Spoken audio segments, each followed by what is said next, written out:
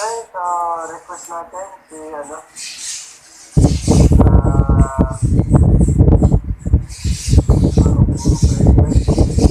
si Pastor Peter na lang for our opening prayer. Kung available siya.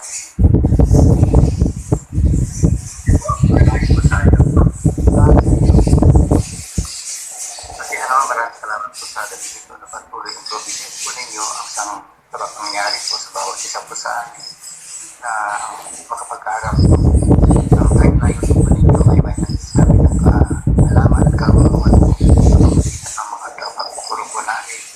Imit po niyo sila, Panginoon, sa patuloy ang worship magandang kaisipan para maturo ng tama sa ito na bakit sa ating maraming salamat po mas guidance po ninyo at pagkapalit po sa amin ng bawat isa ng pangunawa sa tinuturo po sa akin. Kaya maraming salamat po sa pagkapalit po ninyo tukan ng Pilipinas. Amen. Ating reporter na yan from La Union,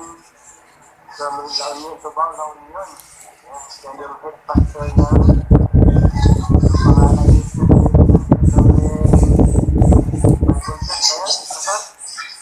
SBCC, yun rin, Pastor. SBCC. Yung mga, yung SBCC na rin. Taon yun. So, yan po ang pastor doon. Welcome natin siya at ang kanyang report ay regarding the benefits of the believer. Okay, so the floor is yours. Pastor Jen. Magandang gabi po sa ating lahat, mga kasama, classmates. Ang report po ngayon ay benefits of the believer. So, mayroon pong why God, grace is sufficient. At dahil sa pag-ibig-isa kay Kristo sa pamagitan ng pananampalataya po. Sa Philemon chapter 1 verse 6. Sabi niya, dinadalangin ko ang pagkakabuklod natin sa isang pananampalataya ay magbubunga ng lubos na pagkaunawa sa mga kaputihang dulot ng ating pag-ibig-isa kay Kristo. So yung benefits po ng believer ay meron po tayong anim na dito po pag-aralan. So yung number 1 po ay tungkol po sa kaligtasan. Ayan. Nagkaroon ng kaligtasan dahil kay Kristo. Okay, pakita po natin. Tig-isa lang po, basahin po natin sa o kaya dalawa sa 1 Timothy 1:15. 1 Timothy 1:15. Sabi niya, totoo ang pahayag na ito at dapat paniwalaan ng lahat. Si Kristo Jesus ay dumating sa sanlibutan upang iligtas ang mga makasalanan. At ako ang pinakamasama sa lahat ng mga makasalanan. Yan. So, mayroon pa sa Roma 1:16 natin. Roma 1:16. Hindi ko kinakahiya ang magandang balita pagkat ito ang kapangyarihan ng Diyos para sa kaligtasan ng bawat sumasampalataya. Una, sa mga Hudyo at gayon din sa mga Grego. Meron pa sa Titus chapter 2 verse 11, Galatia chapter 1 verse 4. Kung sa submission po, meron din po tayong 2, 4, 6, 8, and 11. Nakikita ko po sa submission. Una po ay pinagkasundo sa Diyos o tinanggap tayo ng Diyos sa pamamagitan ni Kristo. Ayan. Sa Ephesians chapter 2 verse 10. Ephesians chapter 2 verse 13. Ngunit ngayon dahil sa inyong pag-ibig-isa kay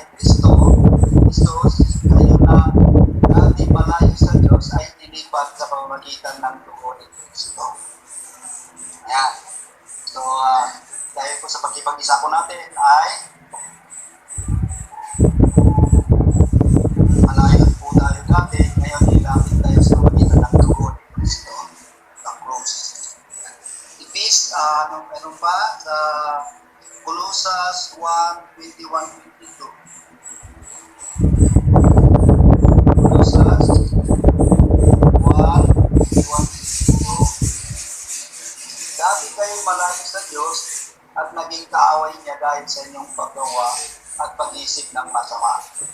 Pero ngayon po, ngunit sa pamagitan ng pagkamatay ni Kristo, kayo ay ginawang kaibigan ng Diyos. Nang sa gayon, ay may harap niya kayong banal, walang kapintasan at walang tuni. Dahil po sa nanampalataya po tayo sa Jesus of the Cross, tayo po ay walang kapintasan at walang tuni na po. Ay, pangalawa po sa salvation ay at peace with God. Peace with God. May kapayapaan na tayo sa Diyos. Roma 5:1. Ebidensya po tayo sa Roma 5:1. Sabi niya, sapagkat napawalang sala na tayo sa pamamagitan ng ating pananampalataya, mayroon na tayong mapayapang relasyon sa Diyos sa pamamagitan ng ating Panginoong Kristo. Ayan. Dahil sa ating napawalang sala na po ay pinalaya na tayo. Mayroon tayong relasyon sa Diyos. Hindi lang po relasyon, pati po naging body of Christ po tayo. Ayan. Sa Episo 2:17. 2 verse 7.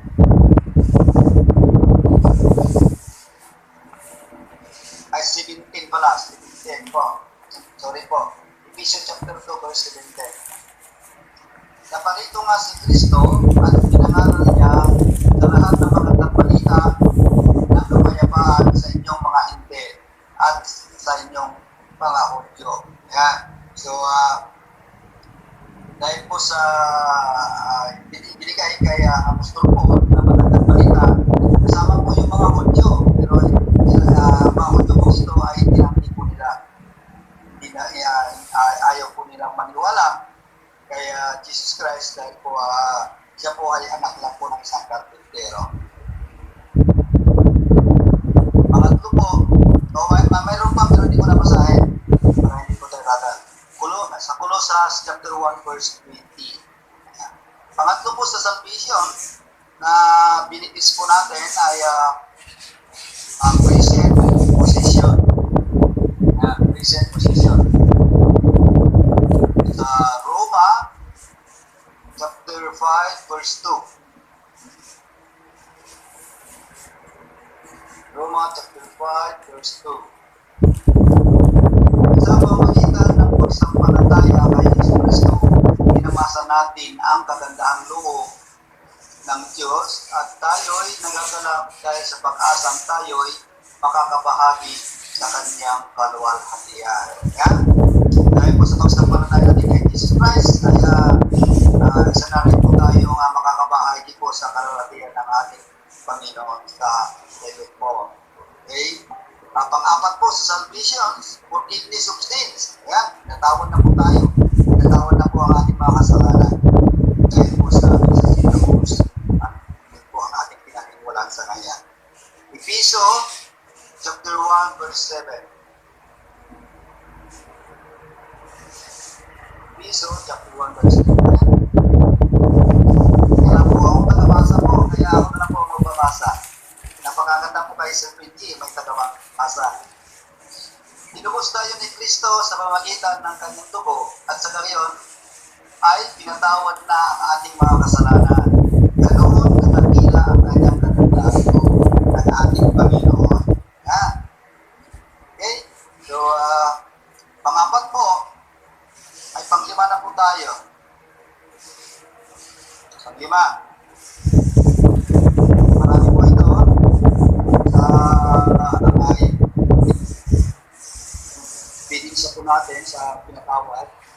Meron pa sa Ephesians chapter 4 verse 32, Colossus chapter 1 verse 14, Colossus chapter 2 verse 13. Sa panglima po ay panglima, God's righteousness on our account. God's righteousness in our account. Ginawa niya tayo matuwid ng Diyos. Okay, so makikita po natin yan sa Roma chapter 3, verse 21 to 22. Roma 3, verse 21 to 22. Ngunit kayo ay nahayag na kung paano pinapawalang sala ng Diyos ang tao, hindi ito sa pamamagitan ng kautusan. Ang kautusan at ang mga propeta mismo ang nagpapatutulong dito. Pinapawalang sala ng Diyos ang lahat ng sumasampalataya kay Jesucristo sa pamamagitan ng kanilang pananalig sa Kanya, maging Hudyo man o Israel. Okay. Sa mayroon pa sa 1 Thessalonica chapter 1 verse 9. 1 Thessalonica chapter 5 verse 9. Hindi tayo pinili ng Diyos upang parusahan kundi upang iligtas sa pamamagitan ng ating Panginoong Kristo. Yan po yung God righteous on our account. Okay? So, ang atin po ay given freely through faith. Given truly through faith. Roma chapter 3 verse 24. Roma chapter 3 verse 24. Ngunit dahil sa kanyang kagandaang loob, sila ay pinawalang sala niya sa pamamagitan ni Kristo Jesus na siyang nagpalaya sa kanila. Okay? Nagpalaya. Ayan, sa 28 po, mayroon pa sa 28. Kung gayon, maliwanag na sa pamamagitan lamang ng pananampalataya mapapawalang sala ang tao at hindi sa pamamagitan ng pagtupad sa kautusan. Okay? So, yun po yung given really through faith. Nasa pagpitunan po tayo, mercy. Mayroon pang mercy sa salvation. Mercy. Titus 3:7.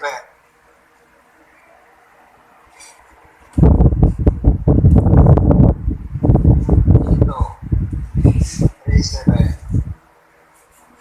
Upang tayo gawing matuwid sa pamamagitan ng kanyang kagandang loob at tayo'y maging tagapagmana ayon sa pinangakong buhay na walang hanggan.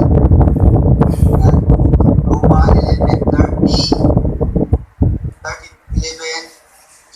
to 32. Ayan. So, isa na lang po yung basahin ko. And then, ang susunod po, from wrath until we deserve. From wrath until we deserve. Roma 5, chapter 5, verse 9 to 10.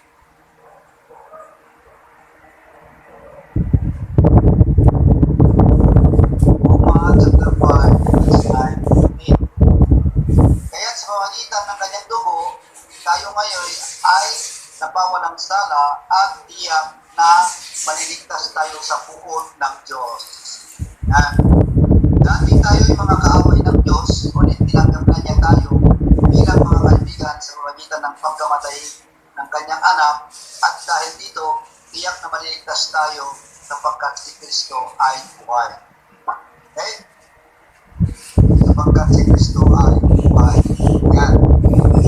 Meron pa sa 1 Thessalonica chapter 5 verse 9.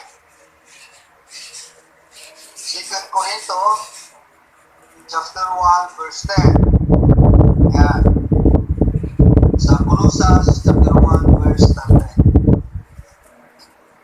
Sunod po ay resurrection from the dead. Yan. Tungkol po sa salvation po ito, dahil po sa kaligtasan, tayo po ay mag-resurrect from the dead. Sa Roma 6:5 and 8. Roma 6:5.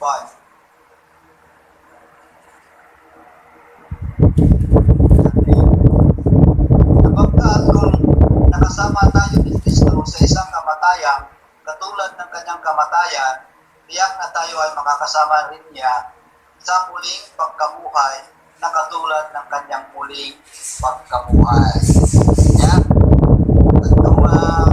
At kung buwan naman po tayo, hindi tayo mamatay, dahil po sa nakasama na po tayo sa rapture, lahat po tayo ay papalitan po ang ating katawan.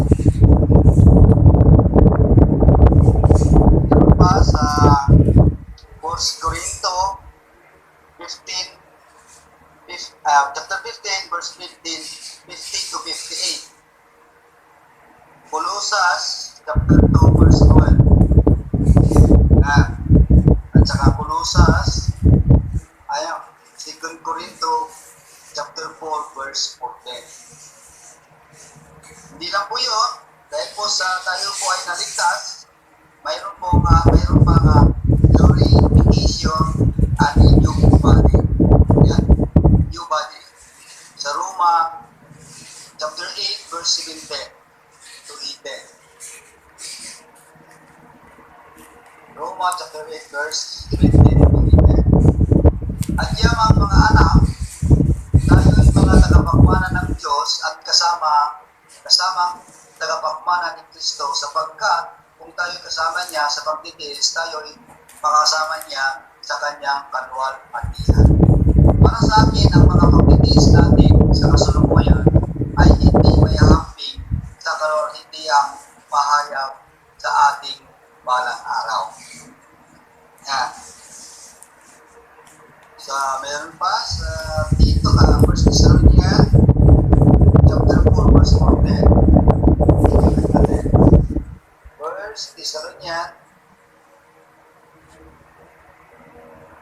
4, verse 14. Dahil naniniwala tayo si Jesus ay namatay at muling nabuhay, naniniwala din tayong bubuhayin ng Diyos ang lahat ng namatay na sumasampalataya kay Jesus upang isama sa Kanya. Yan. Ano po, na tayo po ay magkaroon ng buhay. Meron pa sa 1 Corinto chapter 15, verse 49, 2 Corinto chapter 5, verse 1 to 2, Philippians chapter 3, verse 21. Ang last po, sa salvation na makakamit po natin ay everlasting life. Mayroon tayong everlasting life. Matatakbuhan po natin yan sa Roma chapter 6, verse 22. Roma 6:22.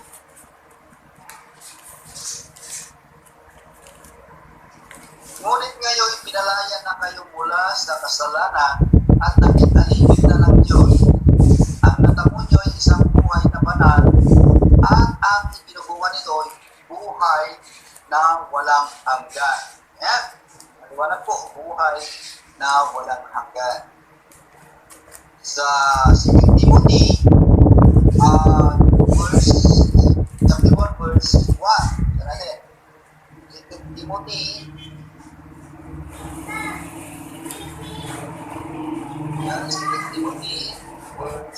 chapter 1, verse 1. Mula kay Pablo na apostol ni Kristo Jesus, ayon sa kalooban ng Diyos upang ipangaral ang tungkol sa buhay na ipinangakong makakamtan natin sa pamamagitan ng pagkikipag-isa kay Kristo. Yan. So, mayroon pa sa verse 10, then 2 Timothy chapter 1, verse 10, and then Titus chapter 1, verse 2, and then Titus chapter 3, verse 7. Okay? Sa Philippines of the Believer, sa pangalawa na po tayo, you in Christ's body. Ayan.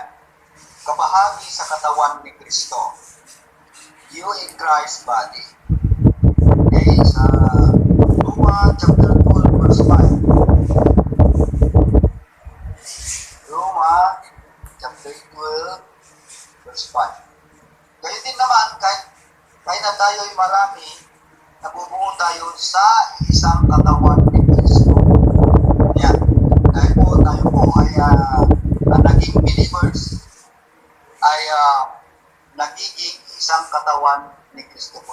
magkakasama po tayo sa katawan ni Kristo.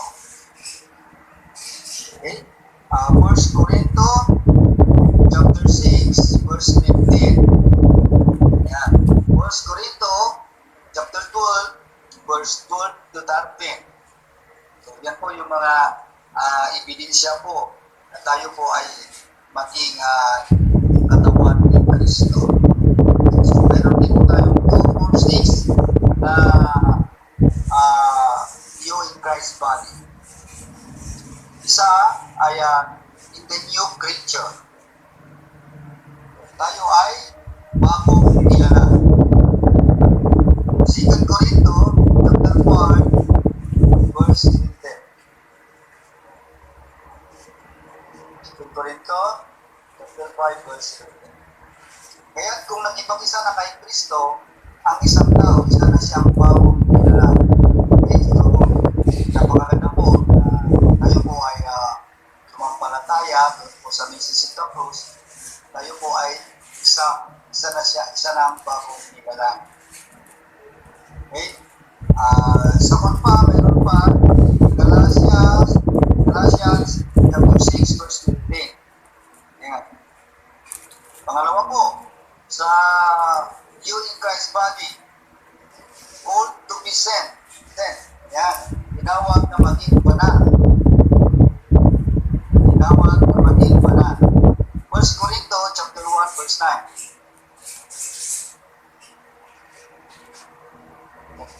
1 Corinto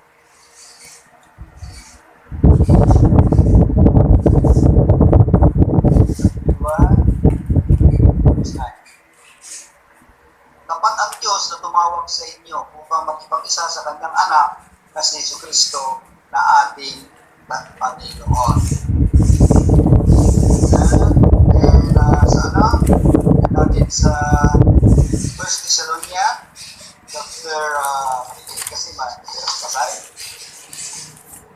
chapter 4 verse 7. 1 Thessalonians chapter 4 verse 7.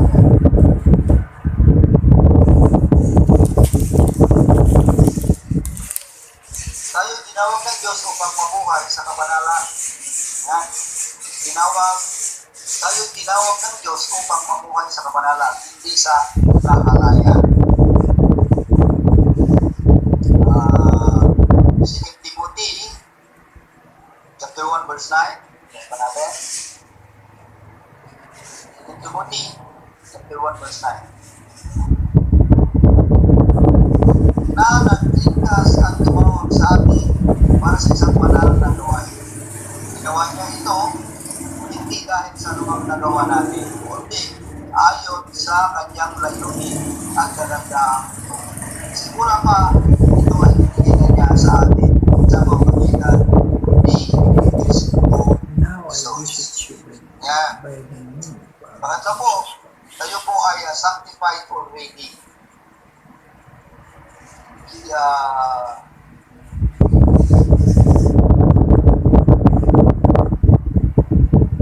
Sanctified already. Makikita po natin sa 1 Corinthians chapter 6 verse 11.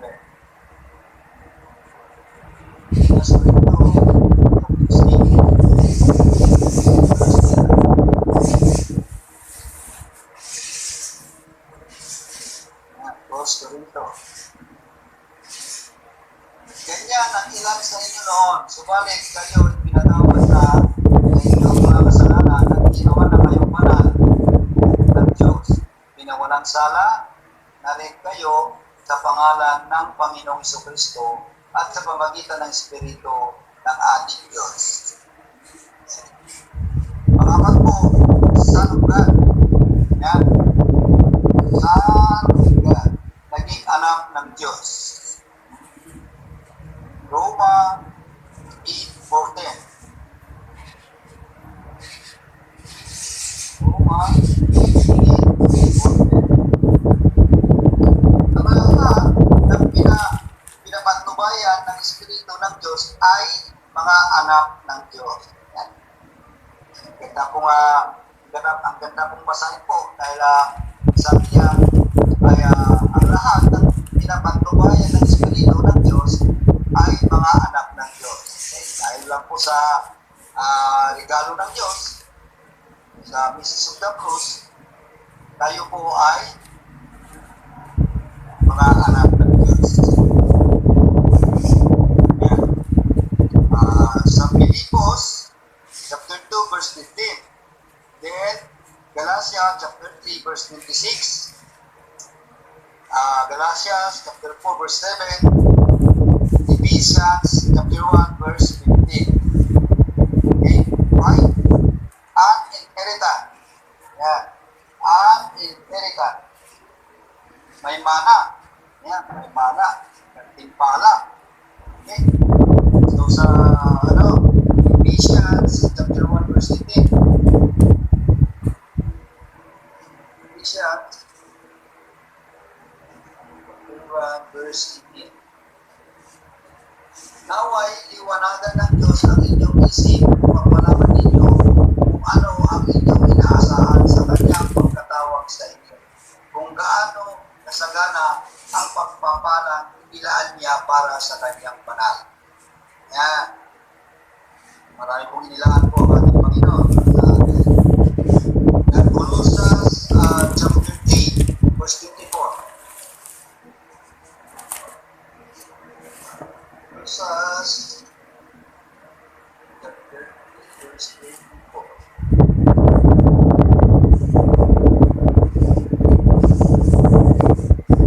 Sapagkat si Kristo ang Panginoon, pinaglilingkuran ninyo ang alalahanin ninyong pagkakalooban kayo ng Panginoon ng gantimpalang nilaan niya para sa inyo. Maraming gantimpala nilaan po ng ating Panginoon para sa mga believers, para sa body of Christ. Okay? So, last po sa in Christ's body, jointers in Christ. And hinugtong o kasama na tagapagmana ni Kristo. Yan. Makikita po natin yan sa Ephesians 3 verse 6.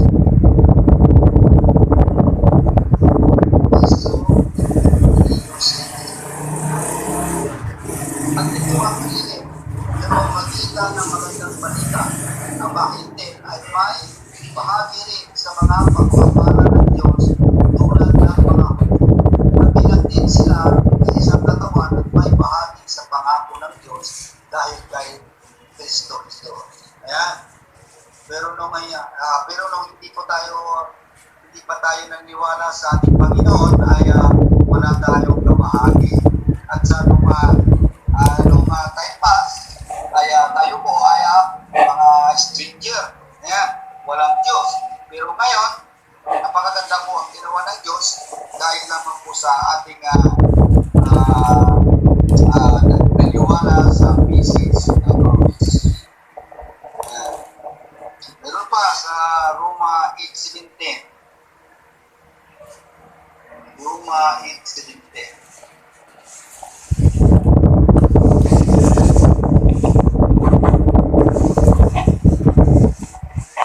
At yamang mga anak, tayo'y mga tagapagmana ng Diyos at kasamang tagapagmana ni Kristo. Yan. Kasamang tagapagmana ni Kristo. Sapagkat kung tayo'y kasama niya sa pagpipihis, tayo'y mga kasama niya sa kanyang kaluwalhatian. Okay. Pangatlo po sa Philippines po ng mga believer. God in your body. Yan. Nasa atin ang Diyos. Okay, sa Roma 5:8. Roma 5:8. Ngunit pinawa ng Diyos ang kanyang pag-ibig sa atin nang namatay si Kristo para sa atin noong tayo'y makasalanan pa. Ayan. 10-11. Chapter 8, verse 10-11. Ngunit dahil narahan sa inyo si Kristo, mamatay pa ang inyong mga katawan dahil sa kasalanan, ang Espiritu naman ninyo ay buhay sapagkat itinuring na kayong matuwid ng Diyos. Okay? Meron pa sa Titos, chapter 3, verse 5 to 6, verse Corinto, chapter 14, verse 25, Colossus, chapter 1, verse 27. At meron po tayong 5 sa God in your body na aaralin din po. Una po, filled with the Holy Spirit. Ayan, filled with the Holy Spirit. 1 Corinto, chapter 1, verse 22. 1 Corinto, chapter 1, verse 22. Ang mga Hudyo'y humingi ng himala bilang katunayan, karunungan naman ang hinahanap ng mga Griko. Ayan, filled with the Holy. Ayan, sa Episo 1:13. Episo 1:13. Sika. Ephesians 1:13.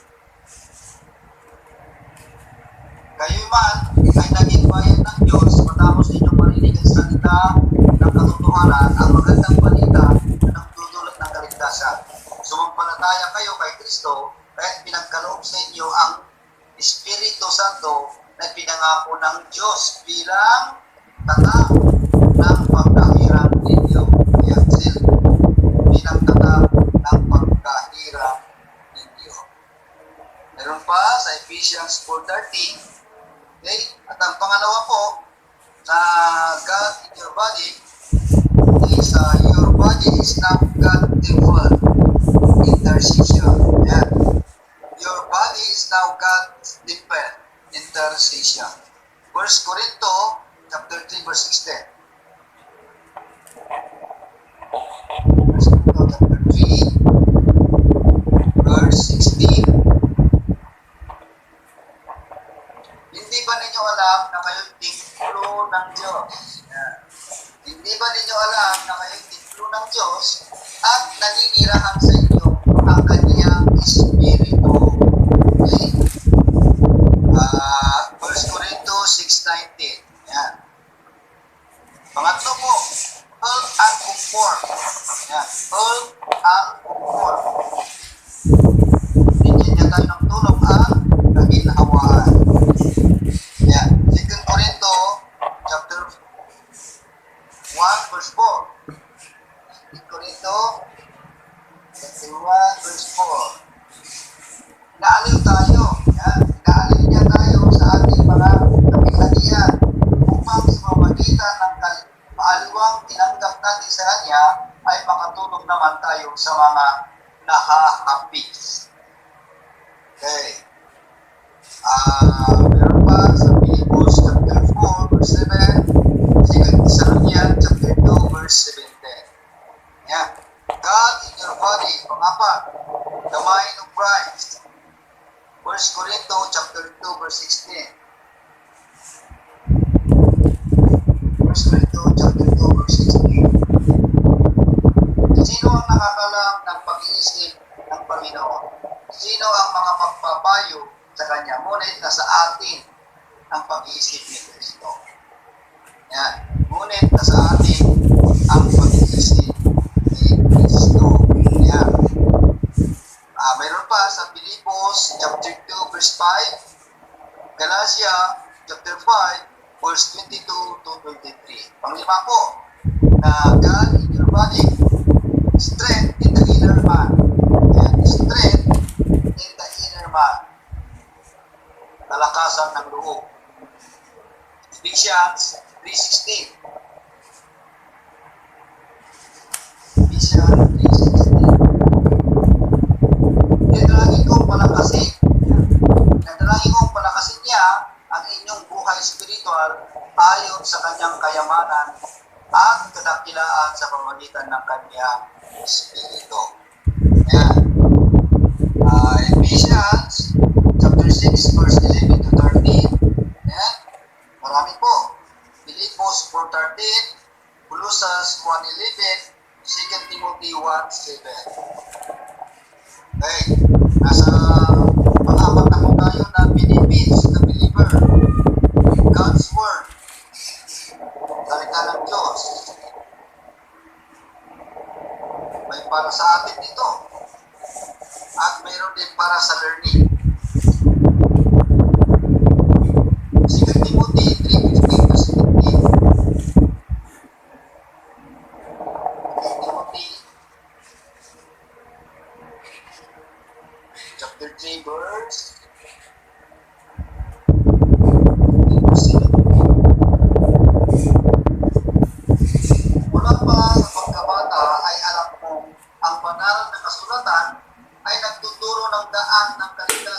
pamamagitan ng pananampalataya kay Kristo.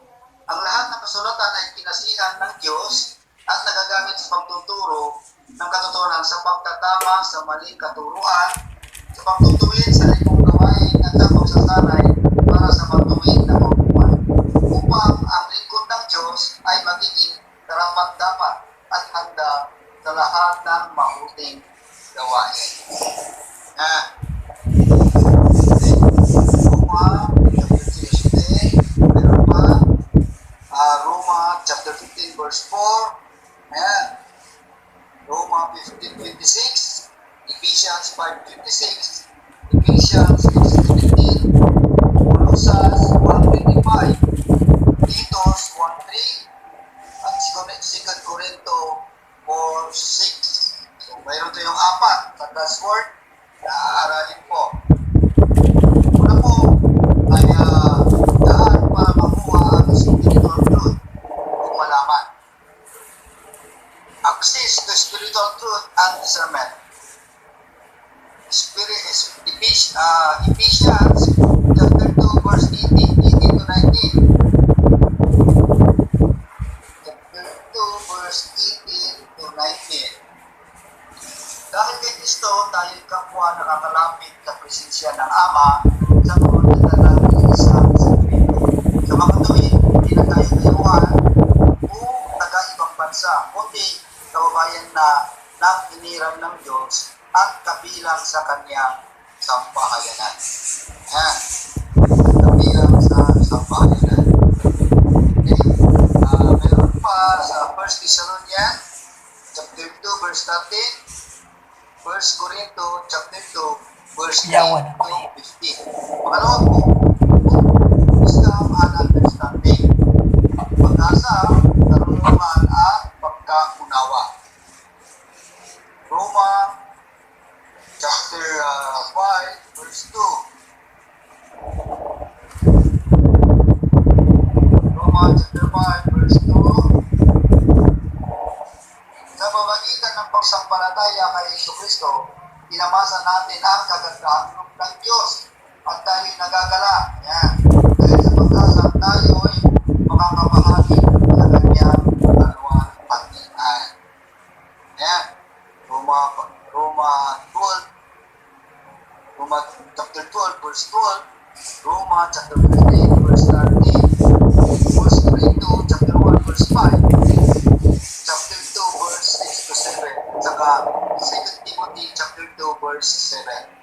Pangatlo po sa God's Word, God's will and manifold wisdom. God's will and manifold wisdom. Yan. Ephesians chapter 1 verse 9.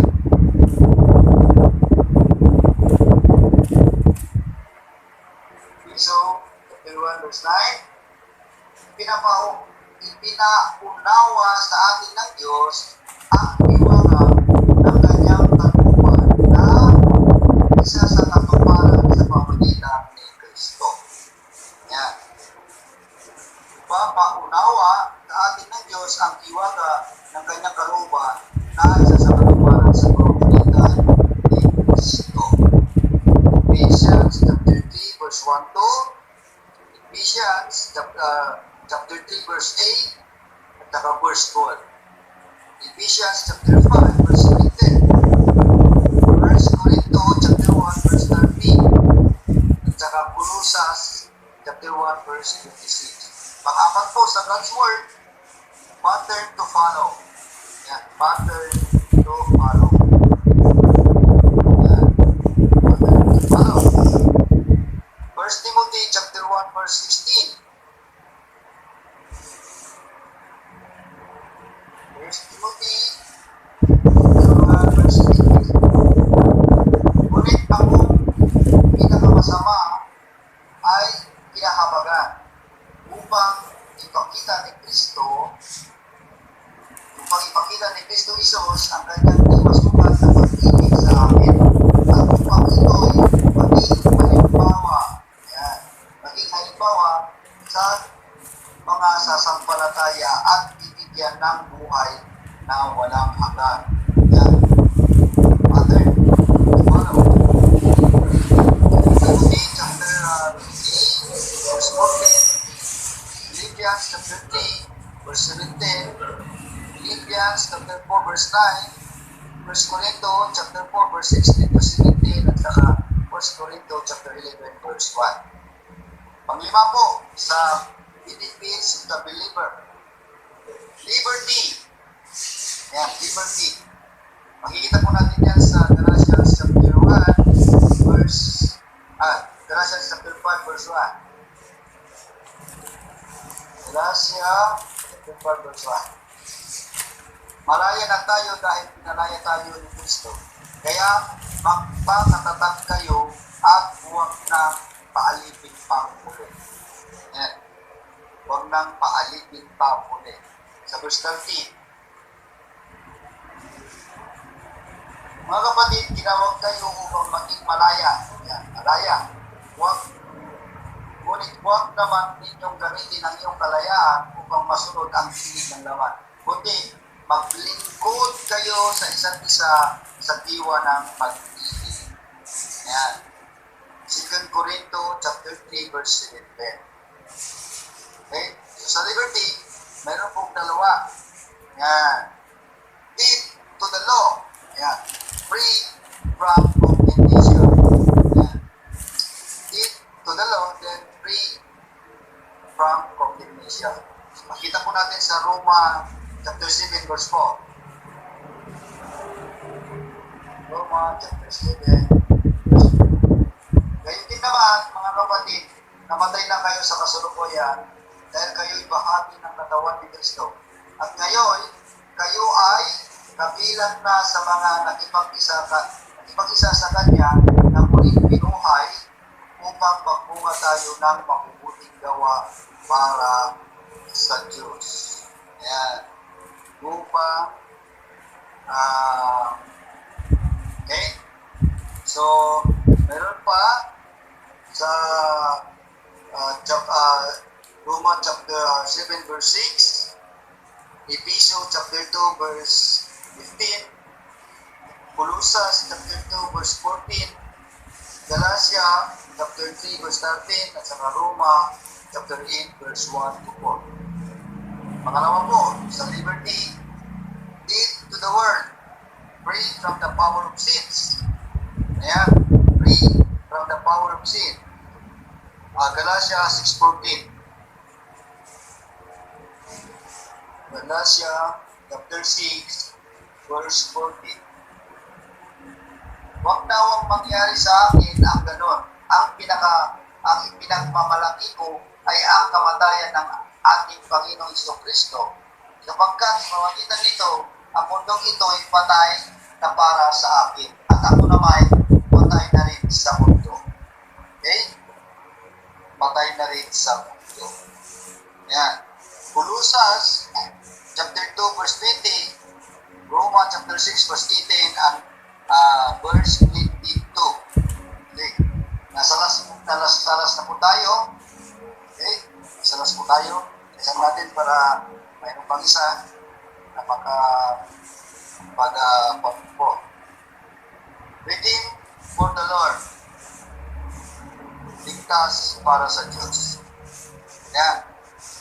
Roma chapter 14, verse 7 to 8. Roma chapter 14, verse 7 to 8. Yan. Walang sino man sa atin ang nabubuhay o namamatay para sa kanyang sarili lamang. Kung tayo nabubuhay, sa Panginoon tayo nabubuhay. At kung tayo'y namamatay, sa Panginoon tayo namamatay. Kaya nga, sa mabuhay o sa mamatay, tayo'y sa Panginoon. Yan. Okay? So, mayroon pa sa 1 Corinto chapter 6, verse 20, 1 Corinto chapter 7, verse 23, Galatia chapter 2, verse 20, Ephesians chapter 5, verse 2, Philippians chapter 3, verse 12, at saka 1 Thessalonians chapter 5, verse 10. Yan. Mayroon din po tayong anim na aaralin sa reading for the Lord. One, to good works. Ayan, to good works. Ayan, para gumawa ng mabuti. So, wala pong isang believers na gumawa ng masama, kundi gumawa ng mabuti. Roma 6:18. Roma 6:18. Pinalaya na kayo sa kasalanan at kayo ngayon ay mga alipin ng katwiran. Ayan. May alipin sa katwiran, may alipin po sa masama. Doon, nasa alipin na po tayo ng katwiran. Ephesians chapter 2, verse 10. Ayan. 1 Thessalonians chapter 4, verse 7. 2 Timothy chapter 3, verse 17. Saka Titus chapter 2, verse 14. At saka Titus chapter 3, verse 10. Pangawala po sa redeem for the Lord. To do God's work. Ayan, to do God's work. Okay, para gumawa ang trabaho ng Diyos. To do God's work. Nasa Philippians chapter 2, verse 13. Philippians chapter 3, verse 13. Mga kapatid, hindi ko ipinapalagay na nakamit ko na ito. Ngunit isang bagay ang ginagawa ko. Nililimot ko ang nakaraan at sinisikap na marating ang layuning nais kong makamtan. Yan. Meron pa sa 2 Corinto chapter 5 verse 15, 2 Timothy chapter 2 verse 4, Ephesians chapter 4 verse 1, 2 Corinto chapter 5 verse 20, Ephesians chapter 6 verse 20, Colossians chapter 3 verse 24, at saka 1 Timothy chapter 3 verse 15. Pangatlo po, as minister of God. Yan. As minister of God. Sa 2 Corinto chapter 3 verse 6. 2 Corinto chapter 3 verse 6. Binigyan niya kami ng kakayahang maging lingkod ng bagong tipan. Isang kasunduang hindi nababatay sa kautusan nakasulat, kundi sa Espiritu, sapagkat ang kautusan nakasulat ay nagdudulot ng kamatayan. Ngunit ang Espiritu ay nagbibigay ng buhay. Ayan. 1 Corinto chapter 4 verse 1, then 2 Corinto chapter 5 verse 18 to 9, 2 Corinto 6:4, 1 Timothy 4:6, 2 Timothy chapter 2 verse 24. Yan. Pangatlo po, as steward of the mysteries. As steward of mysteries. 1 Corinto chapter 4 verse 1. 1 Corinto chapter 4 verse 1. Dapat ninyong kilalanin na kami mga lingkod ni Kristo at katiwala ng mga hiwaga ng Diyos. Yan. Katiwala ng mga hiwaga ng Diyos. Ephesians chapter 3 verse 9 to 10. Then, 1 Timothy chapter 3 verse 9. Pang-apat ay dalawa na lang po. For heavenly home. Yun. Redeem for the Lord. Pang-apat po, for a heavenly home. Philippians chapter 3 verse 20. Philippians chapter 3 verse 20. Subalit sa kabilang dako, tayo ay mga mamamayan ng langit. Yan. Doon nagmumula ang tagapagligtas na hinihintay natin nang may pananabik ang Panginoong Hesus Kristo. for a heavenly home. Then meron pa sa Colossians chapter 4, chapter 1, verse 5. Yan. 2 Corinto chapter 4, verse 17. 2 Timothy chapter 4, verse 8. 1 Corinto 13, verse 14. Titus chapter 2, verse 13. And Titus chapter 3, verse 7. Last po. For heavenly position. Yan. For heavenly position. In sa Ephesians chapter 1, verse 3. Ephesians chapter 1, verse 3. Purihin ang Diyos at Ama ng ating Panginoong Jesucristo. Pinagkalooban niya tayo ng lahat ng pagpapalang spiritual ang makalangit dahil sa ating pakikipag-isa kay Kristo. Yan. Pagpapalang spiritual at makalangit dahil sa ating pakikipag-isa kay Kristo. Yan. Ephesians chapter 2, verse 6. Ephesians chapter 3, verse 10. Philippos chapter 3, verse 4.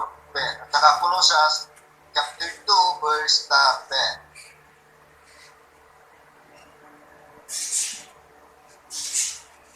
Yan. So, yan po. Tapos na po ako at ibibigay ko natin kay Sir Red. Okay, so, Alright? yan, ano? Okay, so, ayun, so maraming salamat sa ano, report na benefits of the believers. Actually, marami yung mga benefits. At ilan lang yun? Anim lang yung ano, no? Hindi lang basta. Pero actually, marami yun, no? So, maraming salamat sa mga benefits, no? So, yung walang benefits, no? Hindi believer. Parang, magandang may benefits din sa mga believers, no? Okay, so, siguro mayroon pang ibang mag-present before yung question and answer. Mas maganda siguro, Brad, si Rex magtanungan sa siguro kasi magandang report. Maraming question yun. Yan. Magandang report eh. Kasi maganda. Baka mawala yung kuwan niya. Maganda yun. Matakpan, no? Matakpan. Matakpan. Po, nandiyan naman po siya mo. Sasagot.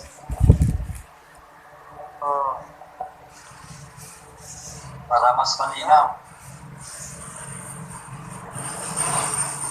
Sige. So, meron pa tayong mga ilang minutes. Ang bilis ng oras natin. Dahil nagpas 9. 9:17. 9:17. Mayroon pa tayong mga 30 minutes.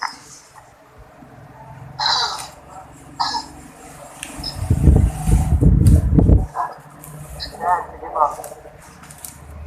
Raise your hand na lang, raise your hand. May mga clarification.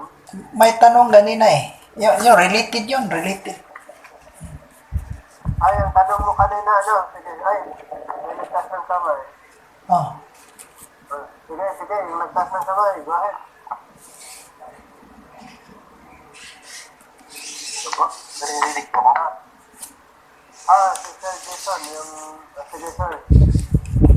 Kung ano po, reference po nung John 1:12, nakalagay po kasi doon, is right to become the children of God. Ngayon po yung benefits po, nabanggit po kanina na wala lang rights, kundi children of God na anak na ng Diyos. So yun yan, ganun po ba yan, yung pagkakaintindi ko ba? John 1:12. Opo, yung comparison po ng John 1:12, pinasa po kanina, parehas po ba yun? Parehas ba doon saan yung comparison doon? Saan yung i-compare yung John 1:12 at Hindi ko na po maalala yung verse, pero may nabanggit po kanina na anak ng Diyos din. Sa Romans yun, chapter 8, 16. Oo. Romans 8:16.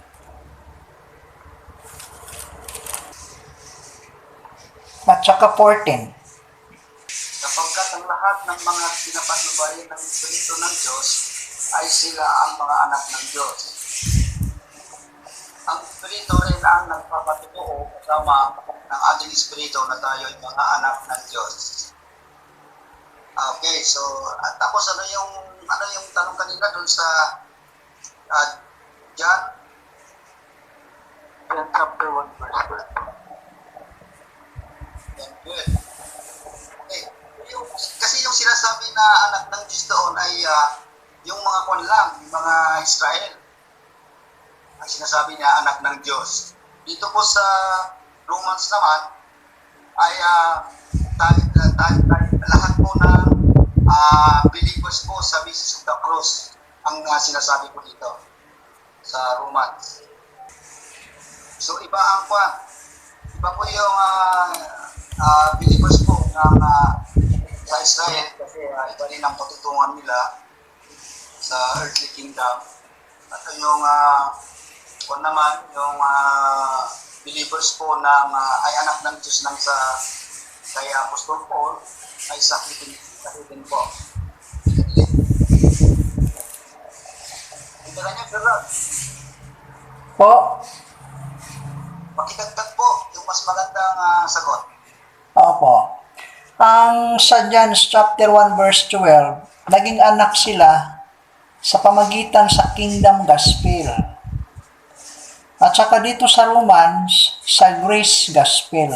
Naging anak tayo sa Romans chapter 8 verse 14, verse 16 sa pamagitan sa grace message at naging kabahagi sa isang katawan. Okay, forward tayo ha. Romans 12:4. Ginamit ito ganina Romans 12:4. For as we have many members in one body, and all members have not the same office, so we, being many, are one body in Christ. Ang question, ang mga believers ba sa Romans yung naging anak ng Diyos? Ano yung gospel na pinaniwalaan na naging kabahagi siya sa isang katawan? Binanggit ka ganina sa Ephesians chapter 3 verse 6, ang gospel na ito ay grace gospel. 3:6, that the Gentiles should be fellow heirs and of the same body and partakers of His promise in Christ by the gospel. Na anong klaseng gospel? Grace gospel. So, ang Romans, both Jewish and Gentiles, kapag maniniwala doon sa grace message, naging kabahagi sa isang katawan. Ang patutunguhan niya, backward tayo, chapter 1 verse 20, which He wrote in Christ when He raised Him from the dead, and set Him at His own right hand, the heavenly places. So, yung mga sumasampalataya sa grace message, naging kabahagi sa isang katawan ang patutunguhan natin doon sa heavenly places. Whereas, ang pagkakaiba doon sa John chapter 1 verse 12, naging anak sila ng Diyos, yung tumanggap kay Kristo sa kanyang pangalan, naging kabahagi siya doon sa little flock. Tapos, pagdating sa pagkabuhay mag-uli, doon sila sasama sa 1,000 years. Bakit? Kasi ang gospel na ini-introduce doon, kingdom gospel. Yun ang pagkakaiba. Yun ang pagkakaiba. Doon sa chapter 1, verse 12, John, naging anak sila ng Diyos through the kingdom gospel at naging kabahagi sila sa little flock pagdating sa last day, pagkabuhay maguli, doon sila kasama ni Kristo sa 1,000 years. Whereas, ang Romans chapter 8, yung naging kabahagi sa isang katawan, ang patutunguhan natin doon sa heavenly places. Yung binasa kaganina sa 1 Thessalonians chapter 4 verse 16 to 18, sasalubong tayo doon sa alipaap. Tapos dadalhin tayo doon sa langit. Kasi yun ang destination natin, Philippians 1, chapter 3, verse 20 to 21. Salamat sa question po. Maganda yung tanong. I have a follow-up question for that verse, or for that subject or being question. Okay po. Follow-up question. Romans, John chapter 1 verse 12 today, that receiving giving power to become the sons of God, even to those who believe in His name. Question. The all right to claim this verse to support our claim also that we became the children of God. Christ, is this in conformity? This is John chapter 1 verse 12 is in conformity with Romans chapter 8 verse 14 and verse 16. Doon muna sa reporter, kung ano sa kanya. Sa'yo na po, Sir Rod, sa'yo na po. Okay. Ito po sa inyo. Okay, thank you po. Hindi pwedeng gamitin yon. Ang John 1:12, hindi natin pwede i-apply ngayon. Magkakaiba kasi sabi ko ganina, ang gospel nila doon, Kingdom Gospel, chapter 4 verse 17, and then Luke chapter 3, verse 3, Matthew chapter 13 verse 5, Mark chapter 1 verse 1. Ang gospel before the Great Dispensation, Kingdom Gospel. So, ang hindi pa ini-introduce yung resulta doon sa cross, hindi pa ini-introduce. Yun ang Kingdom Gospel, the Gospel na ini-introduce ni John the Baptist, Christ, at saka 12 apostles, yung ipinangako nga doon sa Daniel 2:44 na ang Diyos mag-establish ng isang kaharian dito sa lupa. Pagdating ni John, Luke 16:16, si John nag-i-introduce first, John the Baptist, Kingdom Gospel, yung naniniwala doon sa Lamb, doon kay Christ, na siya ang anak ng Diyos, 3:16, binigyan silang power na maging anak ng Diyos. Maging anak, 1:12. Tapos, hindi natin pwede i-apply ngayon kasi yung destination niya doon sa earth, 1,000 years. Whereas ang Romans chapter 8, connection siya under sa body. Ang gospel na paniniwalaan sa Romans chapter 8, ang gospel na paniniwalaan yung Greece gospel, Acts 20:24. So, hindi natin pwedeng i-support yun. Kasi kung i-support natin, paano yun? Ang naligtas under sa Great Dispensation, palangit. Ang naligtas doon sa Kingdom Gospel, fire. Hindi pwedeng paghaluin. Yun ang pagkakamali sa mga preacher ngayon, hinahalo nila.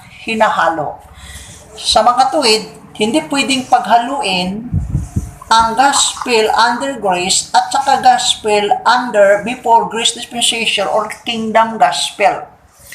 Kasi isa lang ang nag-i-exist na gospel ngayon.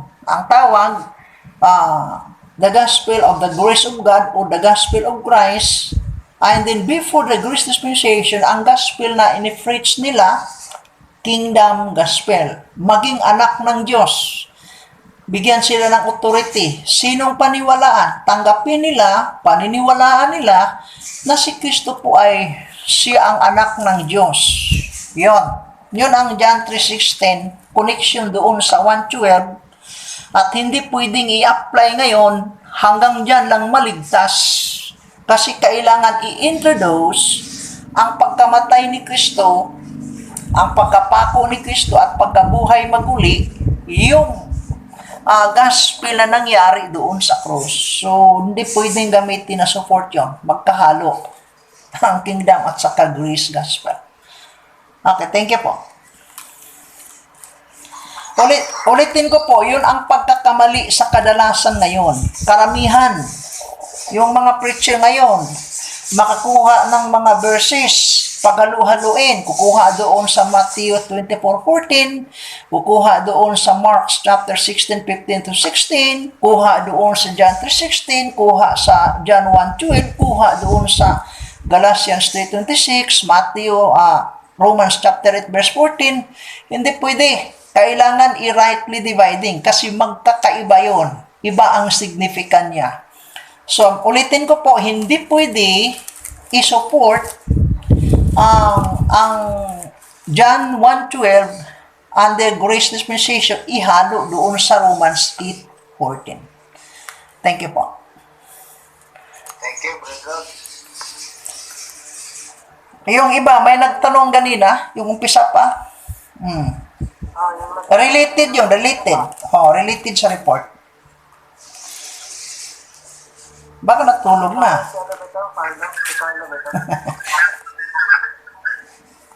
Opo. Ganito. Sige. Sir James, yan po bang mga bata na namatay under grace, i-resurrect din po ba sila during rapture?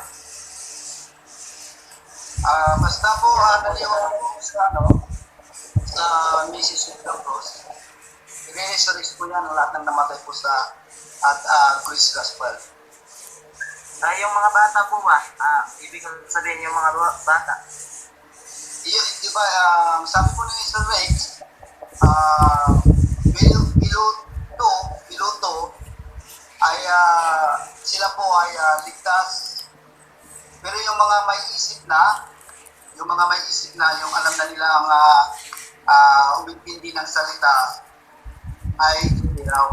Basta hindi tumanggap o hindi naniwala sa message of the cross.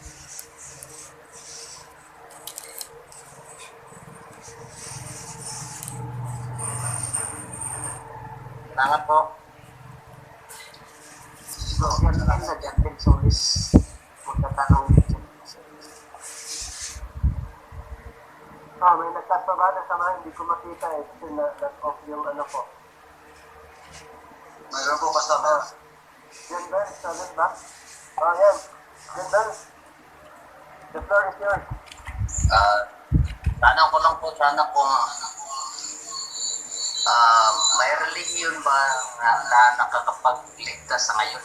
Kasi ang relihiyon kasi nung sinerge ko is belief.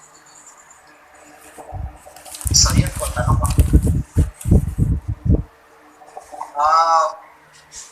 Yung tanong niyo po, wala pong nakakaligtas na ngayon na religion, kundi po yung naniwala lang sa ating Panginoon sa kanyang ginawa sa cross. At saka yung naniwala kay Jesus Christ ng kingdom gospel. Pero yung religion, kahit may religion, kahit na kasama ka sa religion, kung hindi ka naniwala sa message of the cross, hindi po tayo ligtas. Ang nakakapagligtas lang po sa atin, yung maniwala po sa message of the cross. O kaya sa Christ gospel yun, and then sa naman, sa kingdom, ganun din po yung naniwala kay Jesus Christ. Follow-up lang po.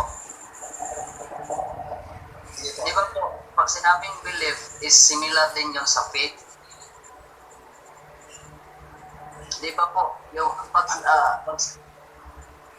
sige, tama po. Pero ano po yung pinapaniwalaan niya?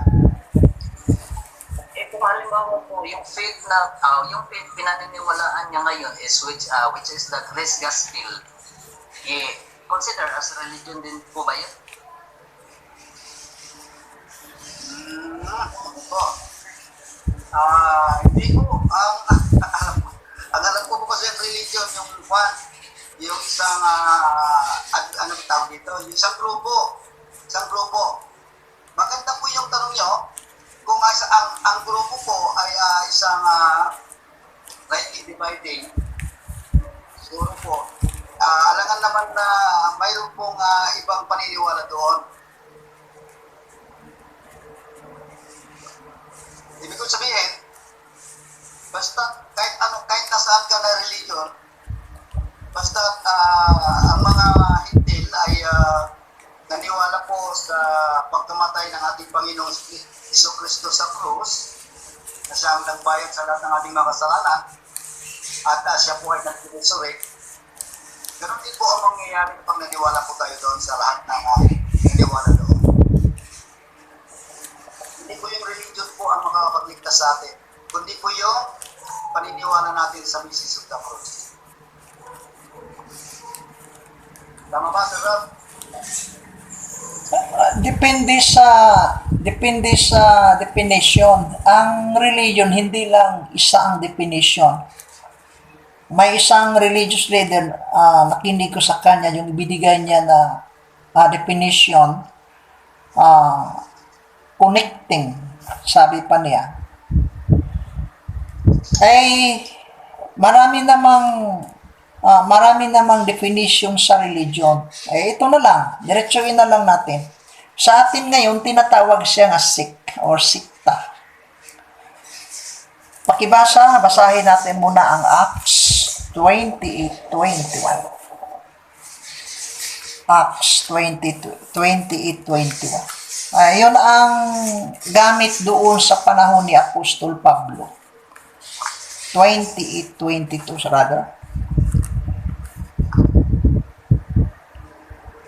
Ito.